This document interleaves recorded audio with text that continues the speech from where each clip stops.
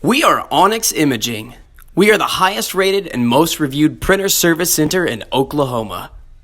Hi, my name is John with Onyx Imaging. Today we're going to be taking a look at this Brother MFC 6490 printer. We're going to show you, if you've just got it recently and you have never had to change the ink and you're trying to figure out where to change the ink, it's a really simple process. On the right side of the printer, you'll see the little finger hole.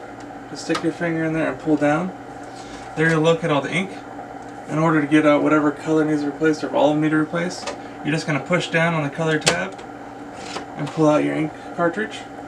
And then you'll insert your new one. You'll feel it click into place. And you just go ahead and you repeat that process for all the colors. It's a really simple process and you'll be back up and printing. Thank you for watching. If you're interested in how you can receive free labor on all of your service calls, as well as how to qualify for free printer upgrades, contact us today. We are here for all of your printer and office supply needs.